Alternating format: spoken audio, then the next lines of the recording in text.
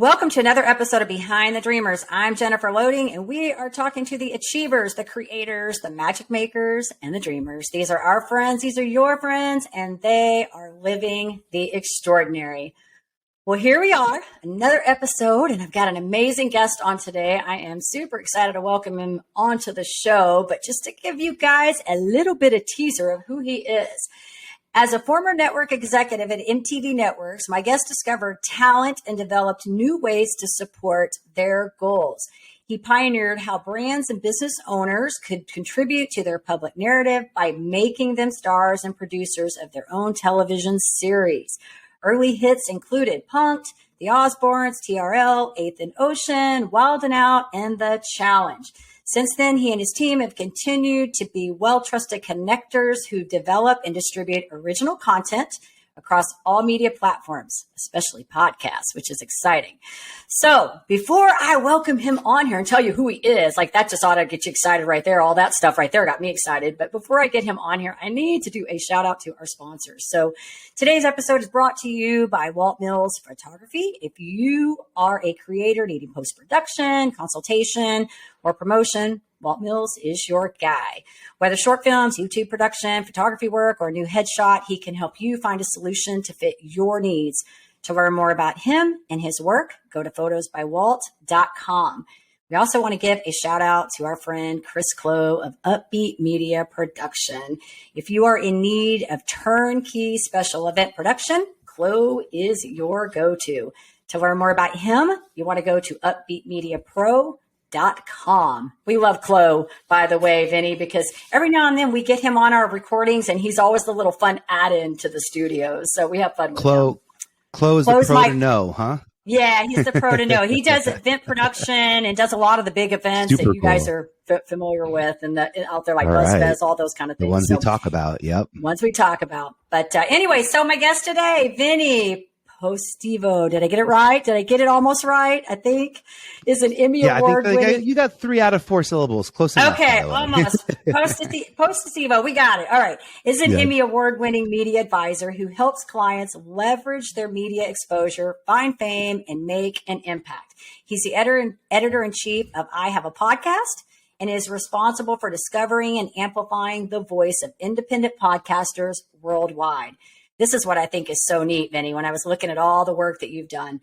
Through the use of original content, he has helped elevate personal brands. And I'm only going to name a few because this list is long, but Mandy Moore, Ashton Kutcher, and Sean Diddy Combs is just to name a few. And then he's worked with some corporate brands like Macy, Samsung, and Nikon. The list is long for sure. So, Vinny, welcome to the show. I am super excited to have you here today and to chat with you. Oh, I am ready to dig in. Thank you so much for having me. Your bio, like this is my favorite part of the show. It's absolutely my favorite part is to go through you guys' bios and like pull out and extract what we need to talk about.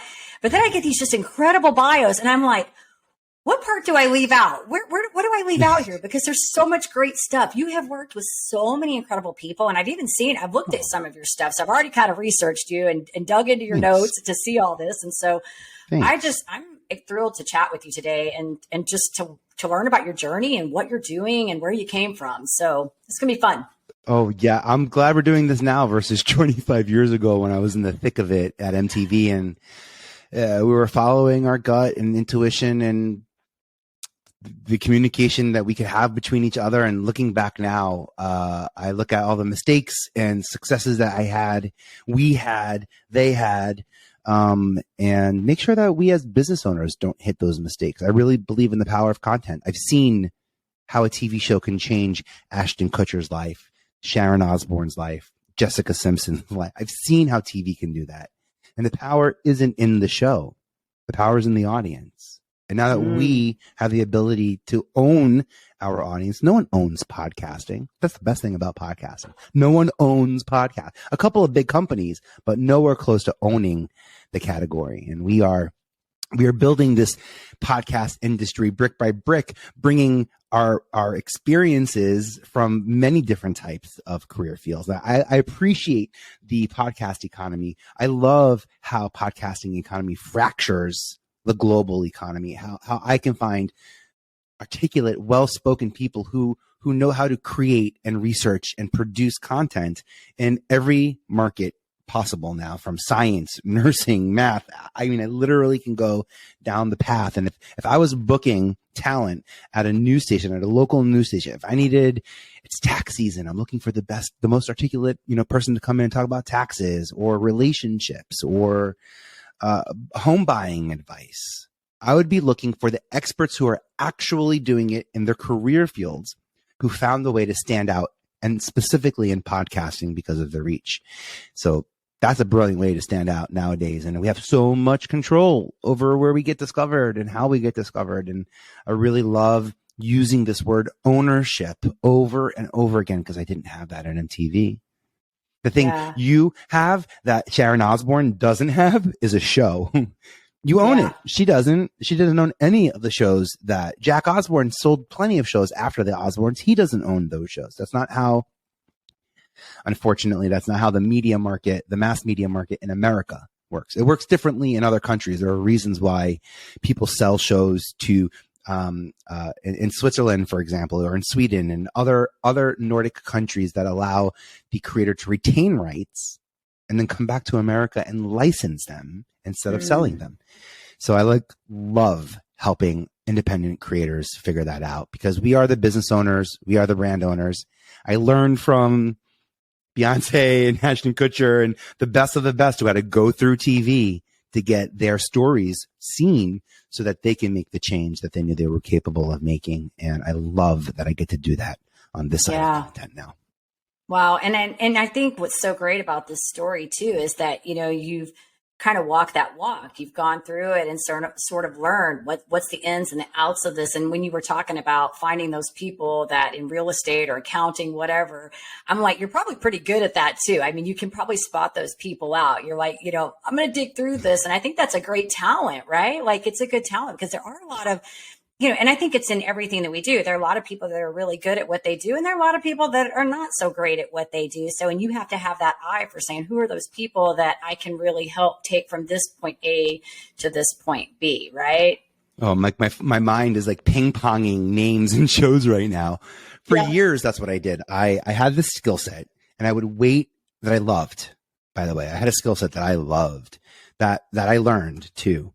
And I was able to use it when I was called on by networks. And then at first it was a lot of fun. At first it was go find Housewives of New Jersey, and how could that franchise be different than the other franchise? Like, at first it starts to be like, you're looking for interesting, unique, dynamic people. Then if you're going to build a company that's a service, if casting is the service, then you ultimately have to scale based on what the service requests are. And it got to a point in TV where I didn't want to find people based on if they were single or if they were in a tumultuous relationship and possibly considering divorce or trying to get pregnant but didn't and want to figure out how to grow a family. Like, there's weird, crazy constructs that come in working with TV. And I felt like the thing that makes, the thing that works in TV is episode count. That's what you get paid on, episode count. So production companies want to make as many episodes as possible. That's what they get paid on. That doesn't always benefit the talent. And I got into this media industry because of the people, because I wanted to be surrounded by talent.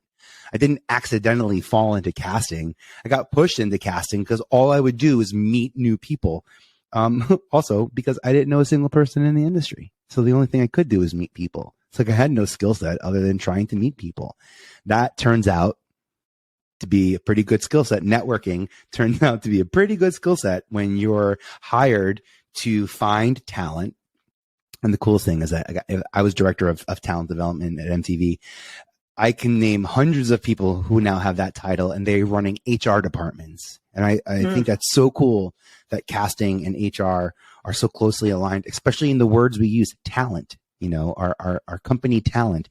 That defines the scope of people working for us, as opposed to a creative skill set, Also, we are all creators. Some of us by trade and some of us by technology. Some of us are creators because we communicate on creative platforms and we've been forced to be creative. And I like really helping people lean into their strengths. And I found ways to help people get their goals through media. If your reach is high, you need a platform that supports you. And I help people build that platform slowly, and I support them along the way. And everyone's platform is completely different, but they accumulate success along the way. And that's why most of the people we've even talked about so far, none of them, their goal was TV. TV was always a leverageable tool to get the impact that they knew they wanted to make. Ashton Kutcher didn't come to MTV because he wanted to host a show called Punk'd. He came to MTV because he knew the MTV audience, and he knew he could create a show that the MTV audience would connect with. Punk'd wasn't the first idea he gave us, and it wasn't actually a concept that he pitched, but it was a concept in development back and forth with him that we landed on. And who better than him to do that? By the way, there could have been other people. I can give you a short list of other prank shows we were maybe looking at back in the day that I can see Redman and Method Man hosting, like in the old, like late 90s of MTV. But Ashton took the prank to Punk'd. He elevated it to, it's not about aha gotcha. It's about what? How did you believe this? Like what version of reality, what world are you living in that says something about community. That says something about culture. And I think that was a secret sauce to Punk'd, and why our grandparents use that word now, and our nieces and nephews use Punk'd as like it's until the show came out. I mean, obviously punk was a word beforehand, but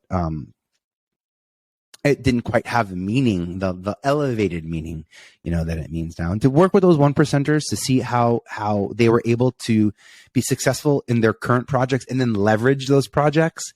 So like Ashton came in, pitched a show, got the show helped him launch his production company that he sold. And then and doing all of those moves, was able to take money and start investing in content and investing in businesses and platforms and Uber and PayPal and so the story Twitter. And so the story goes, and gave him the space to control his narrative, where in the 90s, to be honest, Ashton was up against is he just a pretty boy in movies? Is he just the golden boy of TV? Could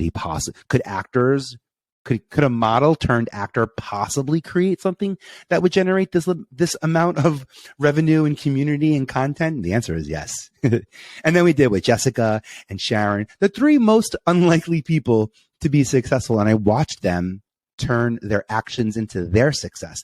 What they did wasn't successful. How they did it is what turned into their success. And I'm obsessed that I got to be in the room. I heard questions asked. I heard answers given. It's crazy to be in the room through that development process and understand what the power is in storytelling. Yeah. Yeah, this is so interesting because there's so many takeaways just from that little conversation. Like I'm listening to this and this is how my brain works. It's like thinking about all the takeaways, and it's like, how do we get this, make stories out of it? Because I'm a storyteller, Yeah. And so I think, what I'm hearing from you in working with these people is the strategy that goes into this, because you're right. Like the first thing that's going through my mind right now when I think of Ashton Kutcher was that movie where they're in the drive-through and then that's all I can. Dude, where's my car? Yeah.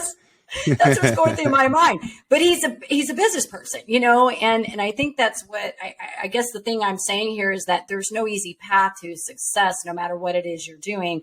You always have to have some kind of strategy in place and, backup plans. But you also have to be committed to whatever it is you're trying to do. You've got to be committed 100% to what it is that you're wanting to do out there. Because I think people, even in the entrepreneur space, like you and I were just talking a few minutes ago about the success, we know that we have to go deep in the trenches to reach that spot. And a lot of times I think people look at people where they are now and they don't really see all the grunt work that went behind, before that success even happened, all the knee, falling on the knees. I always say that, I was at Mary Kay for a long time. So we talked about bloody knees, you have to do that. So I think there's so many takeaways, but the other thing I think is really neat that you hit on was the networking piece, because I have always said, it does not matter what you know, it's who you know, and it's one of the biggest things I've learned, even networking here, is that knowing people is important and building relationships is important. If you want to make anything happen, you have to be able to build relationships. And so I think it's funny that you said what you were doing in like HR people, because I think you and I could have been like friends. Like I totally think your job was cool. To find talent, I would have had so much fun doing that, because I can get people to show up wherever I need to get them. I will find them and I will get them to be where they need to be. And that is the easiest job for me to do. Like totally. I'm like, just tell me where you need people. Like I'm going to go find them. What do you need? I'm going to go get them. I'll have them excited. They're going to show up, you know? So I think it's a gift to be able to do that, and it's fun. And if that's important to you, you enjoy it. And so I think what a fun experience for you to be a part of that. You know what I mean? Be in that window to be able to do that. Yeah. But I kind of, not to say I fell into it, but I did not have the goal to get on to work for MTV. I did not have cable growing. In a single parent household I had video games, so I could tell you like the world of Zelda and Mario Brothers, but like I played Zelda. I love that. But like I wasn't the kid who watched MTV, and maybe in the early 90s with like remote control, maybe I was watching, but I didn't love rock music. I was very emo and musical theater as a kid, so like that music wasn't on MTV, so I wasn't really tremendously interested in it. I went to school. I have a business degree in theater management. I wanted to be a Broadway producer, and I went to Broadway on 45th and Broadway the day that I met a casting director at MTV who said, "Hey, you've got a great look. Do you want to ask Whitney Houston a question?" And I was like, "Yes, that's exactly why I'm here." Are you kidding? Of course that's what I want to do. Right. What my question was, Whitney, what was it like recording the Prince of Egypt soundtrack with another recording artist like Mariah? And I practiced, and the host, Ananda Lewis, was hosting a TRL at that time. She kind of trained me, and I'm just a kid on the street, scared, sweaty palms. Whitney comes out, the commotion, like, this is going to be my moment. And I see the stage manager point me out. I'm 6'3". I'm a big guy. So she points me out in the crowd, and I wave and she waves, and I see the mouthing. He's going to ask you what it was like recording Prince of it. And I see her going, I'm not answering that question. I'm like, no, this is like my moment. This was supposed to be my big aha moment, my big discovery moment. So it wasn't my time. But next time, if y'all want any more help, let me know. And they go, well, tomorrow we're shooting a very Busta Christmas special with Busta Rhymes. And it just got something that came on our schedule. And we need about 20 people to sit in the studio audience who would care to hear Busta Rhymes give Christmas nursery rhymes in Busta Rhymes voice and in his own way. And I said, wait, what? Yeah, I have a lot of friends. I'm in college. Are you kidding? Yes, I have a lot of people who would like to confirm that. Yes. RSVP me plus 20, please. Wow. And I picked all my closest friends, not even the people who I thought would look the best. I picked the people who I know would do the best, because I needed to make sure I walked into that room with the right energy. I wasn't thinking about the aesthetics of TV as I learned to think about. I wasn't thinking about the things that I've learned that are important, in presentation, but I got it right. I had a great split of people. I realized in that moment how lucky I was to be surrounded by a diverse group of people with different backgrounds and sexualities and career fields and looks, and all of it just felt like, all right, this is something I can do. And my ability to organize people, I have a very strong data background. That database that I created of hundreds of people that I started meeting is what got the attention of Fox News. I worked on Hannity and Combs and toured the country in the late 90s, meeting people talking about both sides of the aisle. And then MTV News hired me to cast Choose or Lose.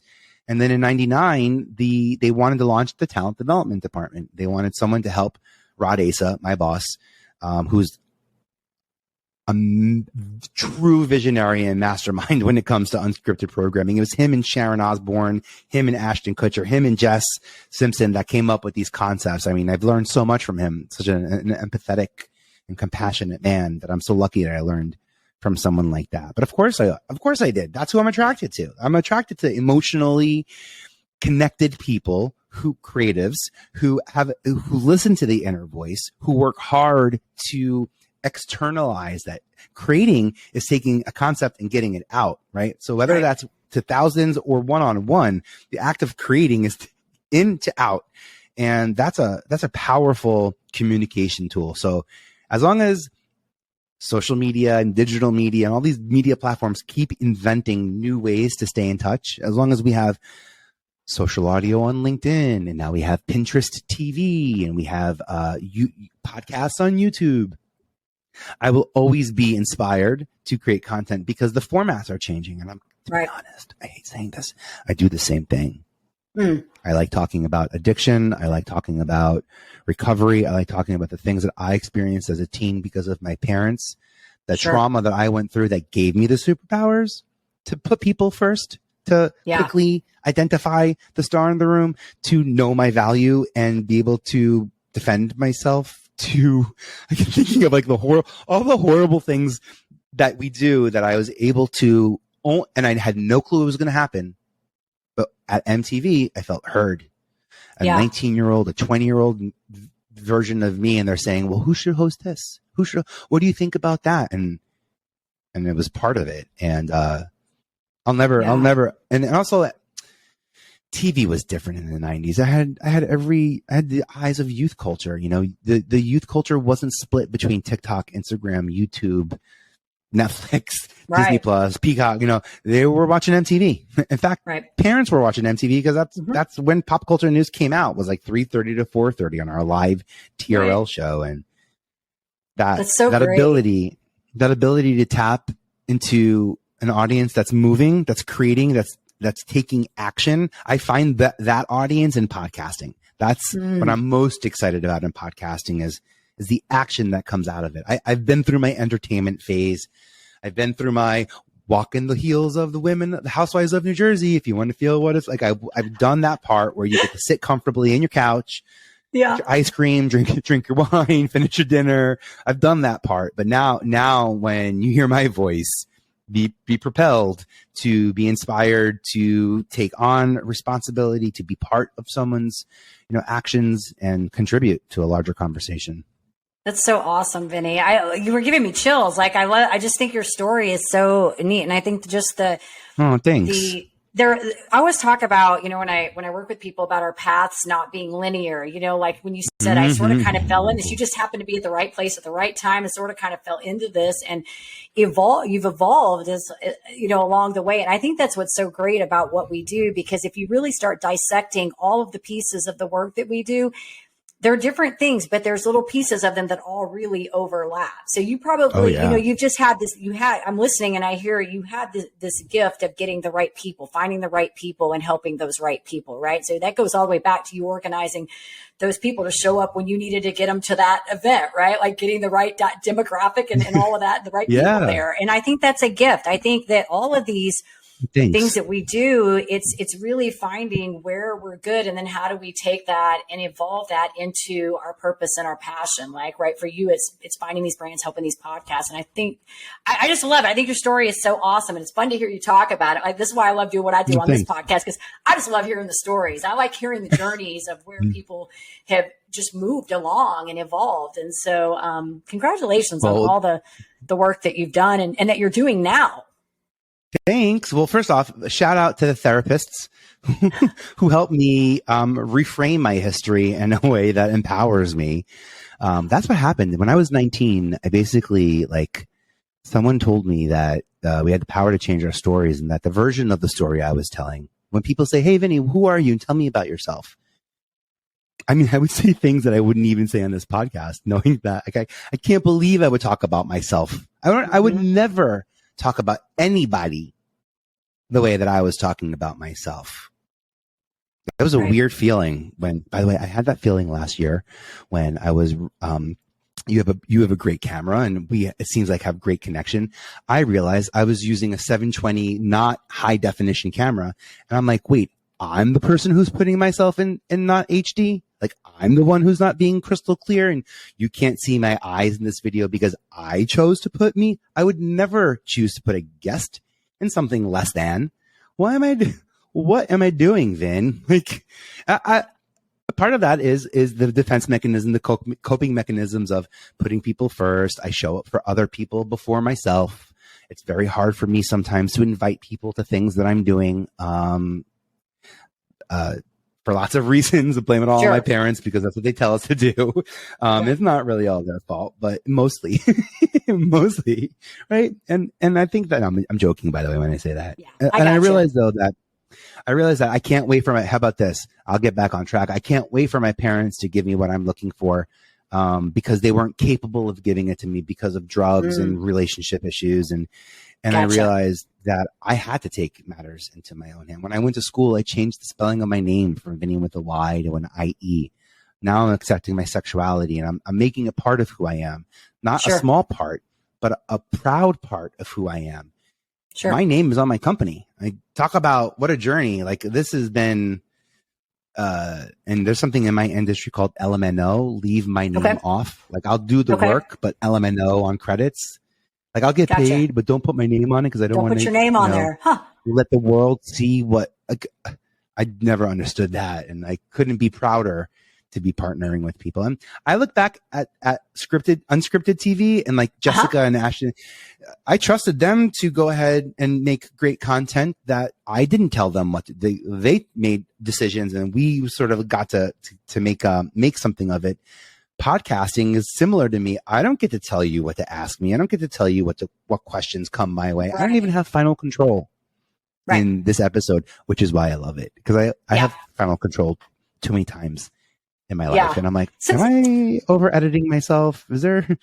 And it's true. It's absolutely true. We do. And being a podcast guest allows me to see a slightly unique and different version of myself that other people see in me that I love. I got to be honest. I love that part. Yeah. I think that's and I think it's good too, because I mean, being a fellow podcaster, it's always fun to go on the other side and see how somebody's doing something. And I always say that even the thing I love is like every episode that I do, I learn something new. Like it's either some kind of takeaway that I can apply, because I'm working with so many people. And what's really neat is even in what I'm trying to build right now, all of these conversations. I mean, in my old show, I interviewed 100. I think I put out 170 episodes. I've talked to a lot of really cool, amazing people. And some of those, I mean, like I interviewed Cass Haley. I don't know if you remember, he was the runner up on America's Got Talent. His song was on the Lincoln commercial. I interviewed him. I interviewed Shemaine Nugent. I mean, I've interviewed some really cool people. And I've learned so many neat things just from all the different people. So for me as a fellow podcaster, I just love these conversations because I just feel like you learn things. And it's great to be on the other end of the guests and just see what they're doing and the style. And I just think you make great connections doing this kind of stuff. So kudos to you on overcoming your adversity, because I think, what doesn't kill you makes you stronger, right? And I think we all have these crazy stories and they're all different. They're all relative to who we are. And I was having to tell somebody the other day that I'm going on somebody's podcast here, I think next week. And she's another, I think she's in her 50s, just did a bodybuilding competition. I think she was on Fox. She's a phenomenal lady. But she asked me all these questions on this Google Doc that I had to answer. And it's like, what's something that probably somebody doesn't know about you? And I'm like, so I'm trying to think, because most of the people that I met in the last few years have seen me like I am now. They don't know, like I said, all, where I started, how shy I was in the very beginning. But I was like, I had to come up with something. And I'm like, okay, like the one craziest thing that I can think of is that I was married to this guy right out of high school that was a druggie. He was abusive. And I had to file a restraining order on him. I was only married to him for 2 years. I left him, filed a restraining order, and then he started threatening me and said all these nasty things, and that was the end of it. But that was like, I had to think, like, because people look at you and they sort of, like we said a few minutes ago, they look at like you're like this perfect cookie cutter, right? And then you realize, no, none of us are cookie cutters. Like, we don't come out of a mold. We all have stuff we bring with us, and we have to evolve and learn how to work through that, right? That junk, that garbage, to build what we want. Right. But I think it's through that adversity that we become what we are, and how we become stronger and better and passionate about the things we're doing. So congratulations to you on that. I think Thanks that's so awesome. much. Yeah. Thanks. That's cool. Yeah. I mean, I don't think a lot of people will get to say that they were the head of talent at MTV or worked with some of those people. No. But I do think a lot of people can relate to not knowing a single person in the entertainment industry, or not knowing a single celebrity, or maybe like you even get access to one and now what, by the way. Can I throw out some tactics? Because you said that you Yes, love that was learning. going to be my next question. Absolutely, yes. There's some ego. A little piece of my ego just popped in, and it was like, oh wait, Vin, make sure you give her the good stuff. Yes. So yes. Well, you've given us a lot of good stuff, by the way, Vinny. It's been really Thanks. good. It's been good. But yes, we did. That was my next question because we've talked about, we've led up to, I think, several times. But yes, tell us. We were talking about giving some tips out for helping people elevate their brand or just getting discovered. All of it. All right. So whatever you feel inclined to tell us. Discovered. So let's talk about how to get your podcast on TV. So for example, if you're looking to get your podcast leveraged into mass media, first off, I want to start off by pointing out 3 sectors of media: mass media, social media, and private media. Private media are podcasts and the newsletters that we own.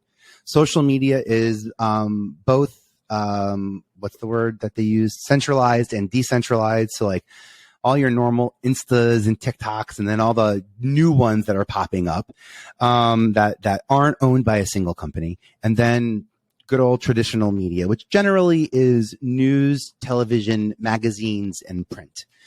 So the things that I'm noticing happening in the print, in the mass media section, like if I'm watching Jimmy Fallon late night, for a great example is Late Night Show with Jimmy Fallon, where he always has a segment, pretty much like the second or third segment I know is going to be lifted and available on YouTube and Instagram and TikTok almost instantly. It's a segment that's quick and fun. We call it in storytelling, it's bookended, meaning I know how it begins and I know how it ends. It's very concise. It lives on its own, and they're creating it specifically for the sake of you enjoying it, loving it, laughing it, and then more importantly, sharing it on social media. And what Jimmy isn't doing is increasing visibility. What he didn't do is take out ads, and every single ad break is the Tonight Show, visibility. He didn't increase visibility here. He increased shareability. And a lot of us who are looking to get discovered tend to want to increase our visibility. If we can be more visible, we'll be more discoverable. And what I want to help you figure out is how to be more shareable. I actually think with more visibility, here's what I think. I think visibility works when someone's ego who sees you and to whom you are visible to can now share you. There's a piece of that person's ego that is rewarded by sharing you. Mm-hmm. Oh, Judy, you're going to love this person. I just had this. Oh, I'm calling up my friends. I'm sharing, the podcast with them. I get something, social proof, social credit. I don't know. I get something from my group of people, colleagues, friends, family, church community, whoever it is that I'm sharing. I get something out of sharing you. There's an ego, there's a piece of return on discovering you and sharing that information out there. And I think that when your visibility is keyed up and the impression that everybody has access to you, then I no longer find it valuable to share your information, because people might not find me valuable if I think you're valuable and they already have access to you. And then instead of asking Samantha, Sam, do you know Jennifer? Instead of asking, I say, oh, Jennifer again? Right. Oh, that song again? That movie's on again? But when that movie first came out, oh my gosh, the movie's on. You gotta watch it. Oh, I have cable. Come on. I have HBO. Come on over. I'm discovering, this discoverability is all about sharing. Yeah. And I want to point that out. I want to point that out that if we can be more shareable, if there was one metric that I were to look at in all media or social media, that it would be sharing. That if you're loving this episode, if this is the episode that gets you to share a 5-star review with Jennifer, and if this is the episode that gets you to finally log on to that platform where you found us and just leave a nice, well-written message, take a snapshot of that and share it with us. And then we can share that out. By the way, if you do that, please tag me, because I'm obsessed with the 5-star squad. So I will see you in the 5 stars. That's think about this too. If you were to ever have like a 5-star, I'm thinking of in the future of podcasting, because podcasting will be very prevalent in the future, the same way radio still is, by the way. So be very prepared for businesses and world leaders to continue to emerge out of what we think might emerge out of this media platform, the same way that television and film and news platforms have given us world leaders globally. I'm not just talking about America over the last few years. Be careful about that topic, but you know, they're public figures, and the responsibility really matters. So visibility, if you're looking for more discoverability, works when you increase sharing. And that's like a big, when you can help people feel like they discover you, you know, oh, I found Vinny, you know, I found, you know, Right. That's ego. And that's something you have to be mindful of, that is true and honest and exists. I'm careful not to feed it too much, because, you don't control the ego. Ego is emotional, and it, Right. As long as you're very crystal clear on what that ego is supposed to do, it should do, you know, what you want. But be careful, you're playing with dynamite. I'm like, you know, you come to Jennifer to learn how to build your fire and where to source your wood and where to get the match. And you call me when you're ready for me to come with a gallon of gasoline and we're ready. Let the world, yeah, right. That's it. That's exactly it. I love it, Vinny. Love it. Love it. Shareability. That's going to be our learned message, right? Yep. Also, by the way, there's this piece of what I can do and what I want, what I can do and what I am doing. And when I can do gets higher than what I am doing. And often it does. And it should, by the way. I should always be doing something and then be aware that I can be doing more. But when that space gets, I don't know, dramatically large, I feel like that's where the devil creeps in, and you know, imposter syndrome and lack of clarity. Should I be niching down? And I will tell you, my strategy on niching down is no. No part of me is ever going to ask anyone to make themselves smaller. Never, ever, ever make yourself smaller. Ever, if you don't want to or don't have to. I'm not here to tell you what to do, but do not make yourself smaller than niche down. Make the message, make the product, make the conversation smaller. You know, Santa Claus shows up to us in lots of different ways. He hasn't niched his audience just because parents know this and kids know this. They're the same man. We just understand different touch points of him. And I think that's what we need to be better at, is understanding how certain audiences perceive us and how those audiences can work together on that combined reality of who we are. And that's powerful, right? Kids believe in the magic. Parents are the magic. That's an awesome relationship between two audiences that can build strong community. Obviously, yours family, so it's a big opportunity to stand out. I'm a big fan of that. I also love telling people to win awards. You know, there's like shame in awards. Win awards. I have 100 awards worthy of winning. Go out there. You're not winning it for you, to be honest. You say thank you to everybody. 15, 20 people that you got to thank in your thank you speech. Credits. I'm big on people getting credits. Get your credits. IMDb, Internet Movie Database, this month created the ability for podcasters to have the podcaster title. Usually it was actor, actress, or self. Now we have the ability to be called podcasters. To me, that means that Google and Amazon are talking. There's going to be some type of snippet that sees that I'm a podcaster on IMDb, and I'm waiting for IMDb, you know, little snippet in my search results with my most recent episodes pulled up from IMDb. I'm waiting for that to show up in my Google search results. That's the power of podcasting. Yeah. Thank you for that.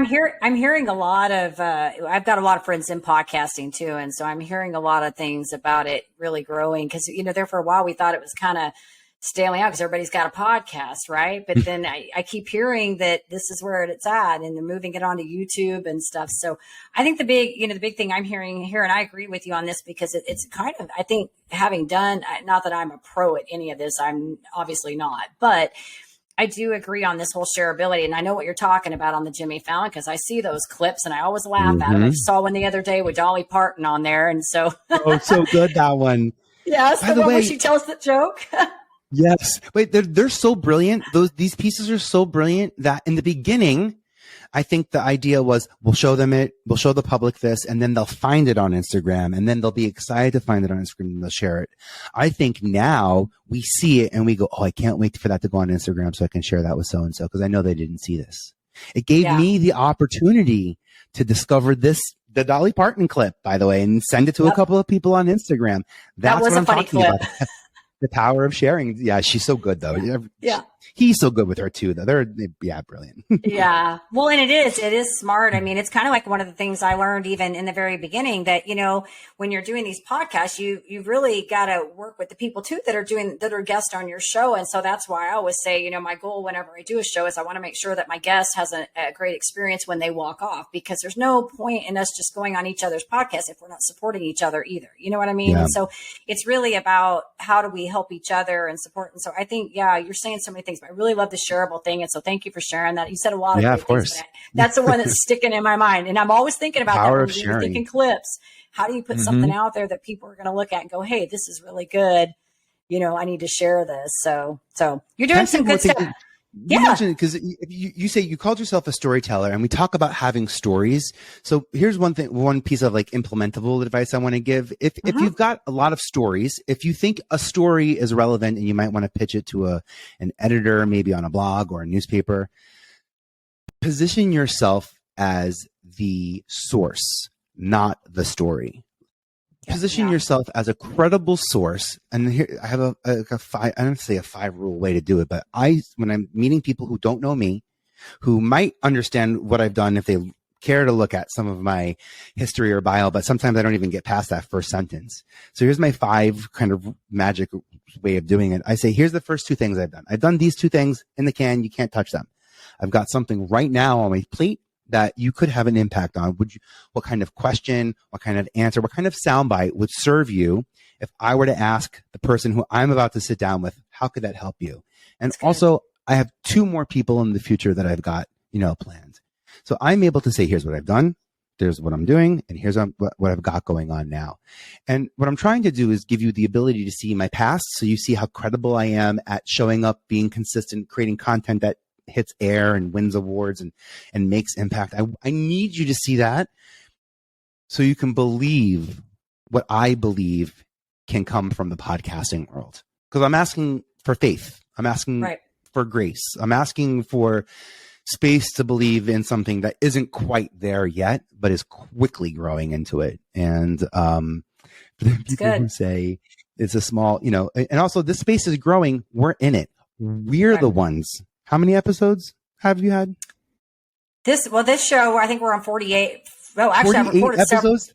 Yeah, that's this one, awesome. But I did a bunch. I've got more because they're in the recording bin right now. Yeah, I had 100 over. I had about 170 on that one. Yeah.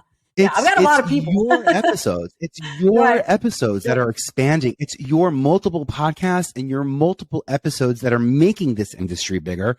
The industry isn't getting bigger around us. The industry is getting bigger with us. We are the ones that are growing and making this space bigger. We are the ones who just got podcaster as an official title to be honest, on a platform that I've been using for every single show I've ever done. I make sure I get credit on that. People have always asked for ways to stand out. Podcaster, what a brilliant way to stand out right now. And IMDb talks to Google. If you Google image search, the link backs to your website, the SEO rewards are ridiculous. The SEO rewards. All right, I'm going to check it out. I'm going to go check all this out. I'm excited. Cool. Yeah, I have tactics, step-by-step guides. Everything that I've shared is vpe.tv/hub. So there's no gate or subscription or anything. I just have tactics and step-by-step instructions on how to be successful. I believe these tactics work. And I think that these tactics are implementable with almost anyone's strategy. So what I don't want to do is throw out more strategy. What I do want to do is just give you better tools to implement. Yeah, that's good. Well, and thanks for saying where to find that, because that was going to be my question, is where do we want to send these people to find out more about you and your work? I do want to ask you, awesome. I'm going to ask you that probably one more time before we get down here, but I want to ask you one more question in all of this, because I think this is like one of my favorite questions. And this is why I feel like it's the personal journal here is what have you learned in this journey? Like, what do you feel like has been the big takeaway for you? That answers are predicated on questions. Think about that there are bias, an unconscious bias with a lot of questions. Sure. And the answers we land on are often shaped, informed by the questions. And I learned the best questions to ask are the ones that aren't questions. Tell me a story about being a child. Tell me a story about this music video. Tell me a story. There's no question mark at the end of that. that's a statement, you know? Mm-hmm. And I also, I think a lot, especially as we're curious and we ask questions based on the answers we think we want to hear, or we think are out there, that this world just God, so we think not even talking about neurodivergency. We are such different thinkers and creators. If I sat down with 20 people and asked them how they're making money in content, everyone would say something different. Every production company says something different. So I know that the relationship is there, but I think the questions have a lot to do with the answers that we're getting. And that's where I love being really mindful. That's why I love being a guest. Yeah. I love, by the way, I have a document. So you asked earlier, you said you got this form and it had all these questions. I copy all the questions that people ask me and I put it in my Notion, because I'm often wondering what people care, what's fascinating, what's not fascinating, whatever. But also I want to make sure that I have answers to those questions that help them out based on what I think that person is asking. You know, they might think my backstory is important because they might think backstory matters, when the truth of the matter is that history is a story. Mm-hmm. So like, what part of the past matters if it's the story of your history that matters? When I figured that out at 19, 20, I changed my name. I took out an ad on Backstage.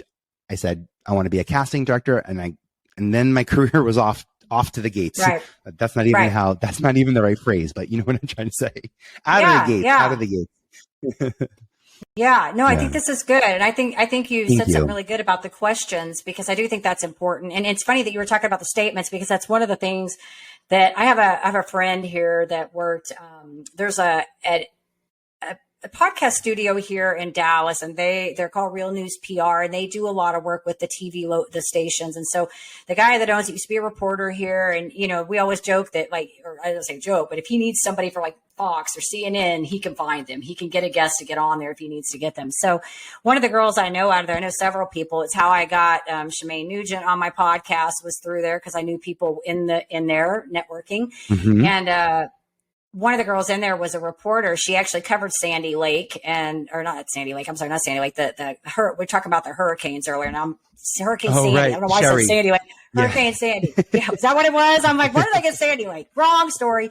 Anyways, I watched a lot of her work. And when you talk about like having that dialogue, you know, you can get a lot from people just by making a statement and letting them take that statement and answer, you know, like, extrapolate their own information to you, right?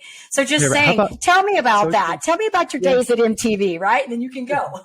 That's it. As opposed to, what was it like working with celebrities? Because by the way, how do you know what, you know, and maybe I could have offered, by the way, I can't answer a question about MTV without talking about the people I worked with. So like, that's, you know, that's sort of like built in, but there's, even here's a great question. Life. Oh yeah. Tell me about life. We're gonna be here for a while, Vinny. This could be an all-day conversation if we start there, right? Question, life. Yeah. Tell me about your life. Yeah, you could just say that, life. Let them go. But no, that's an art, because I do think even when I first started podcasting, I didn't even know how to do that. That was like a new thing I had to learn in the process. And now I ask some questions. Sometimes I just make a statement and I just let them roll with it and let them go. And that's the beauty of this, I think. So this has been so fun. The power of silence. Like sometimes the best question is like nothing, and then people will fill that space. So yes, exactly. Vinny, this has been so awesome. I do want to say one more time. So if our listeners want to learn more about you, find out, you know, more about your work, where do I want to send them? Oh, thanks. I'm very reactive on LinkedIn. So find me on LinkedIn at any point in your career or time. VPE.tv is my website, VPE.tv/hub, HUB, like hubba. VPE.tv/hub is my creator hub. That's where I have documentation on the 99 awards worthy of winning, 50 creator platforms that are paying creators right now who are making content, who are asking, how do I monetize my content? I've got 50 platforms for you to sign up on, over 60 places to put your podcast in 2023 that are brand new as of 2022. Wow. If you're a medium-sized fish and you're looking for a smaller pond to stand out in, I've got the address for you. So reach out and say hi. Perfect. Jennifer, I really appreciate this convo. I love what you do, how you do it. And like, this is exemplary of the energy. Like, I'm in. Awesome. Well, I'm going to check out your stuff too. I'm excited. This was so much fun for me too, just listening to all of your story and what you're doing and all the amazing tips. Thank you for all of that. So I'm going to be in touch. I'm going to find you on LinkedIn. I'm excited about this. So I do want to say to our listeners, if you enjoy our show, please be sure you give us a rating on iTunes, check us out on Facebook, and then click the subscribe button on YouTube. Follow us there, right? And I want to leave you guys with a final parting thought. Same thing I say every week. In order to live the extraordinary, you must start. And every start begins with a decision. You guys take care, be safe, be kind to one another. We will see you next time.